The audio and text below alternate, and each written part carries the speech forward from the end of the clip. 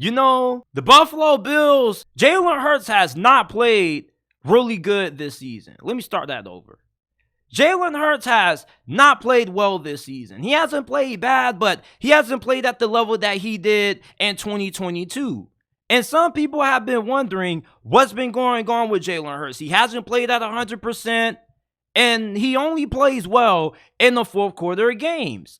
And David Carr, the brother of Derek Carr, who is an analyst for NFL Network, he had a really interesting suggestion about how the Eagles should handle Jalen Hurts' struggles. I think the only way that they get there, to Imrob's point, is Jalen is 100% and he is that dynamic weapon in the run game, because that creates your offense on the outside and your one-on-ones.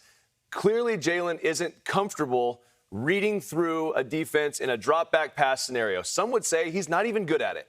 And I think that when you look at this team, you have to have a serious conversation if you're Philly. And you have to really say, is it better for us to play Marcus Mariota right now and let Jalen get fully healthy? Ooh. Because I would argue that it does not matter if you're the number one seed. Because if the 49ers come into Philly again, they do not care. They do not care. If raining in Philly, doesn't matter. But irrelevant. You're the coach. You're Nick Sirianni. You go up. Listen, I get what he's saying. Jalen Hurts isn't fully healthy. Why not rest him for a couple of games? And you may lose a few, but at least you'll have him back at full strength, and you'll have a better chance at making a deeper playoff run and winning more games in the long term versus trying to have him be a warrior playing at 70%.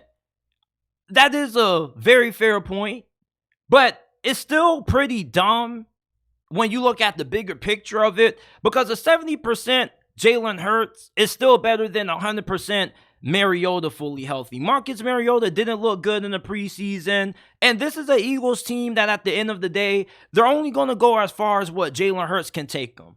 And I think that it's better to have him out there, even with him not being fully healthy, than to throw Mariota out there, and he still gives you a better shot than what Mariota is going to give you. Mariota hasn't shown the ability to win in big moments. Jalen Hurts plays his best football in the fourth quarter. When Marcus Mariota was last a starter in Atlanta, every time the game was on the line in the fourth quarter, he folded every single time. David Carr, he made a fair point when he said that Jalen Hurts isn't fully healthy, and maybe it would be smart for the Eagles to try to sit him for maybe a game or two for him to get more healthy. But at the same time, they still are in control of the number one seed. And that game that you don't have Jalen Hurts healthy for, if you end up losing to Dallas, or you lose another tough game like against the Miami Dolphins, then you could end up losing control of that one seed. You'd rather have Jalen Hurts battling through his injury, and then you get that one seed, you get that first round bye, and you can rest him up then. Or maybe you can rest him up the final week of the season. If you already are able to clinch the number one seed and you don't have to play him for too many quarters, you can rest him up for 2 weeks potentially. But this late into the season, you can't afford to have Jalen Hurts sitting when you have a first round bye at stake. You can sit Jalen Hurts later. Jalen Hurts not being healthy still gives you a better chance than a fully healthy Marcus Mariota. You see, Jalen Hurts, the whole thing about him not being able to read defenses and coverages, I think that's minorly overblown. Is he one of the best processors? Is he one of the best processors in the NFL? No, he's not. Is he a Dak Prescott or Joe Burrow? No, he's not.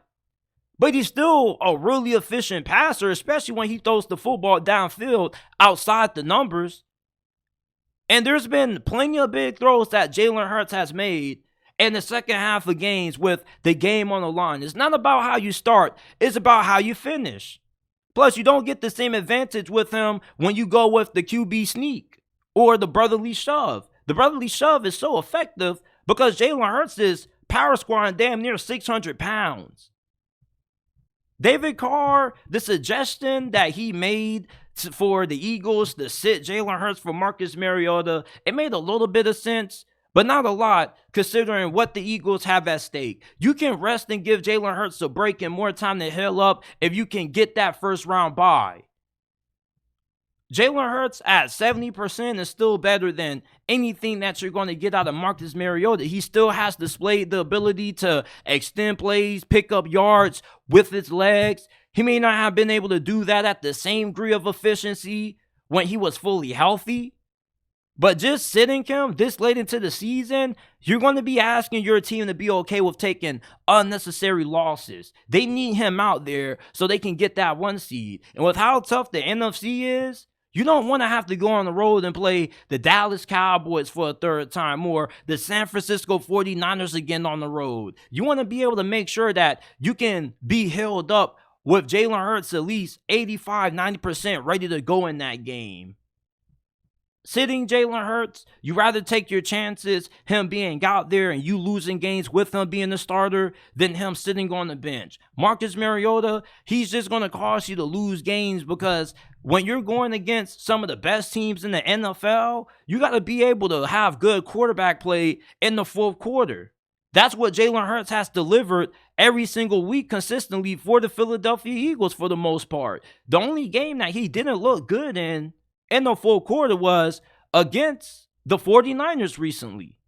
So David Carr, he made a valid point, but the rest of his points didn't make a lot of sense to me. You got to get that 1 seed, sir. Getting the 1 seed is way more important because you can bench Jalen or sit him then the final week of the season, let him heal up, and then you can have him more healthy in the postseason when it matters the most. In the regular season, though, it's a sprint to get to that 1 seed, and it's a marathon. And you got to make sure that you can finish strong and finish through the line. And the only way you're going to do that is with Jalen Hurts grinding it out, playing through those injuries. It sucks that he has to do it, but he's still better right now than what you're going to get out of a healthy Mariota. Game of the week, the Philadelphia Eagles versus Dallas Cowboys. This is a rematch. The Cowboys lost the first game, and Dallas outplayed Philly the first time they faced off against each other. It's just that they had some weird things that happened late. You had Dak Prescott stepping out of bounds.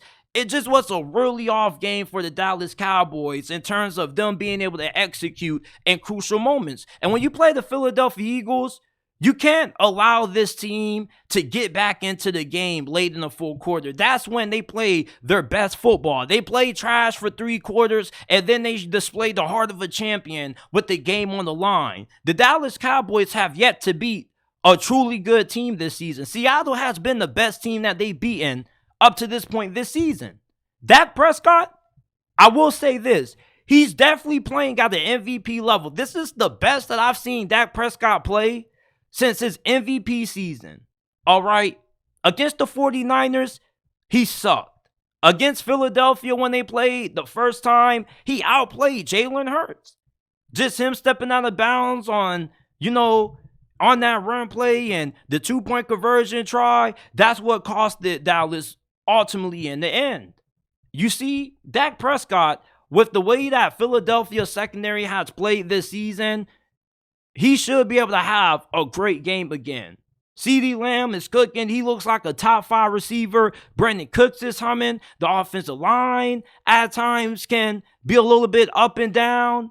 But with this Eagles secondary struggling, James Bradbury, Darius Slay looking like they've lost a step, Dak Prescott should have a great game against this Eagles secondary. The key for Philly's defense is that pass rush being able to tee off and hit home. Dallas needs to start this game out fast. They need to start out scoring on their first 4 possessions. If they can get out to a big lead early, you feel really confident about their chances to win this game. Mike McCarthy isn't a bad coach. He's a good coach. He's just not a coach that's good in the big games, especially in the playoffs. If Dallas wants to show that they are legitimate Super Bowl contenders, they need to win this game. They've yet to be in the team that has a record of above 500. Seattle doesn't count. Seattle has lost 4 out of their last 5 games. They're in free fall mode. This is the game that's going to show us everything about the Dallas Cowboys and what they could be potentially in the playoffs. And this is one of the first difficult games that they have to play throughout the month of December. You got to play some more really good teams. Not just the Eagles, but you got the Kansas City Chiefs coming up. You got to play the Buffalo Bills. I mean, this schedule gets really difficult. Well, they don't play the Chiefs, but they got to play the Buffalo Bills, the Miami Dolphins, and the Detroit Lions over the next 3 weeks. So you got to make sure that you can win this game. You win this game and you take control of the 1 seed in the NFC, which is something that the Cowboys haven't had in a while. Imagine if the Cowboys get that first round bye, that 1 seed. Then that means that the playoffs runs through Dallas. Plus, they will only have to win one more game to get to the conference championship, and then they will only have to win that game to get to the Super Bowl. So 2 wins gets you into the big dance. And I know I said they played the Kansas City Chiefs earlier. My fault. They don't play Kansas City this year. I meant the Detroit Lions.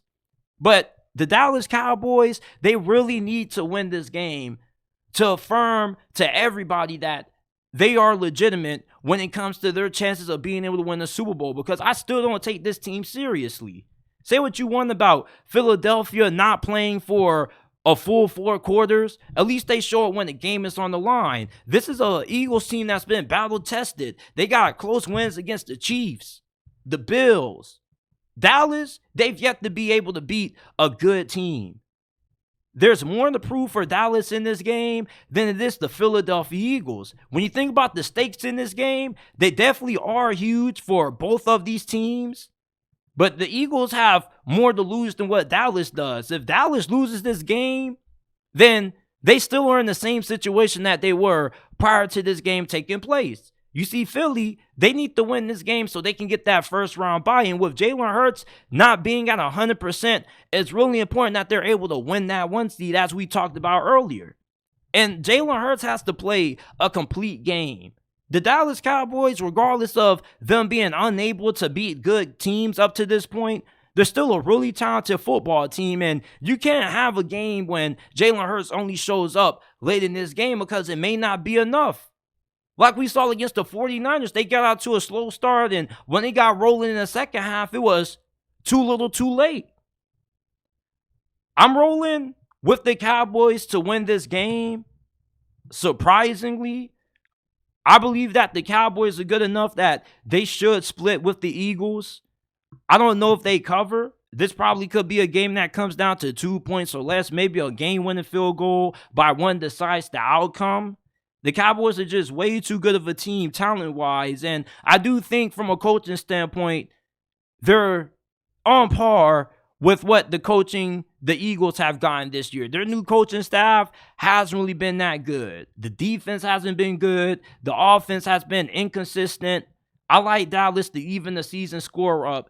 Give me the Cowboys 28-27 final score prediction for this game.